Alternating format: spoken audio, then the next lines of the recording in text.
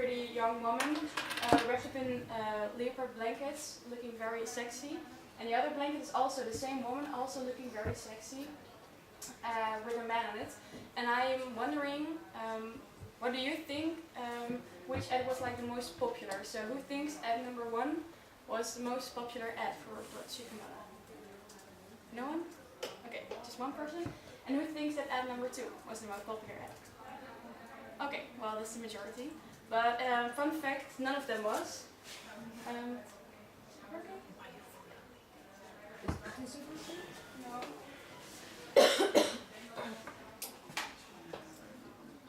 Well, actually, this was the most popular ad for Dolce & Gabbana with the same kind of product. And it was like 43% more successful than the both ads you just saw. And the other ads had something to do with like sexual and sensual woman, and this one has nothing to do with that. So there is an age-old saying that says sex sells. Just take a photo of a pretty woman with lingerie or anything on it and put some words onto it, and there it is, you have an ad and it sells. But is this ad still effective in our society? Today I'm going to prove to you that this is not the case. And my presentation will be about sex sold, so not sex sales, but sex sold. And I'm going to tell you today about that sex sells no longer applies to our society. The outline. What am I going to talk about today? First of all, I'm going to explain where the famous principle is about, where does it come from. Secondly, I'm going to prove to you that it is not something that applies today, by some proof and statistics.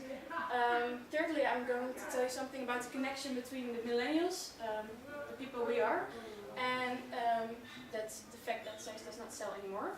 And the conclusion, and afterwards you can ask me some questions. Well, sex sells, what does it mean? Well, it all comes back to the human brain. We all have like a part in our brain that is called the lizard brain. It's like an old brain that comes from the evolution, and this is the oldest part, and it's responsible for survival. And that means that we are always looking around us for food and scanning the environment if there is something that is dangerous to us, or if there is something around us that has something to do with sex because of the reproduction. And even though it's like the brain works on a subconscious level, it's always working and it's always scanning the environment and looking around. And advertisers responded to this. Like back in the days, we had the sexual revolution, and advertisers responded to that part of the brain that was that was there. And the principle was born because they found that the ads did sell when there was a pretty woman on it wearing almost nothing. And also when we see these kind of ads, we always will turn our heads and we look, oh, what is that about? But we will see them, but will we also save them in our heads? That's the next question. There is some proof and statistics that it is not the case. First of all, there is a study done by the Ohio State University, and it had 2 different ads from the same product, just like I showed you from Dolce & Gabbana. It has an ad with a very pretty woman laying in a bed that was very sexy, and they also had an ad from just like a normal woman wearing normal clothing and just looking very pretty. And they did like 53 studies with 8,500 participants, and the conclusion was that 85% appreciated the ad without any nudity. And also 56% had like a negative attitude towards the ad. They were like, oh, I don't prefer the ad with a woman who wears nothing, almost nothing. And the conclusion was that they did not remember the product. They had a negative attitude towards the brand, and 65% of the people stated that they would not buy the product when it had something to do with sex. The other proof is that the University of Illinois, they had 78 studies and 17,000 participants, and they did like something the same. And also the conclusion was that 55% did remember the ad. They remembered it better than the ad that was like pretty normal.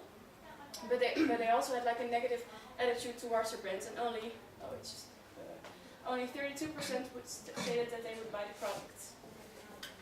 But there are like numbers from the United States. We live in Holland, in the Netherlands, and we have like the red light district and everything. So how does it is in Holland? In Holland, the University of Amsterdam also had a study with 500 participants, and they had just they questioned them and also showed them 2 different ads.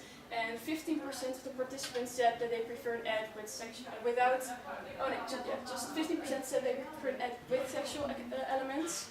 So 85% did not. And a fun fact is that 15% who said they liked that were all men. So that also said something. Yeah. Just like I stated at the beginning, sex sales does not apply to our society, but why not? In this classroom we are all millennials, we're all the Generation X, and millennials are the upcoming generation. We like brands that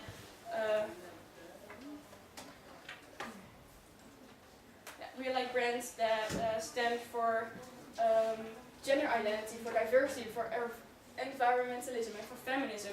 We prefer brands that stand for something, and we don't prefer brands that show a lot of nudity and women all naked. But in fact, we do like those kind of ads when it's about body positivity and everything. So 75% of the millennials stated that it is more important for a company to show authenticity rather than showing sexual or sensual images. Well, the conclusion, as I stated, there's a small part of the brain that gets activated when seeing advertisements about sex, but studies show that we see them, the ads, but we don't save them in our heads, so we won't buy the product, and we all have like a negative image about the product and the brand. The rise of Generation X, so the millennials, and the decrease of importance of sex in ads is combined to each other. So in the future, sex in ads will not be popular anymore. Yeah, thank you so much for listening to our presentation. If there are any questions, I would like to answer them now. Any questions? Okay. Yeah. Do you think it's a good thing that we don't sell sex anymore?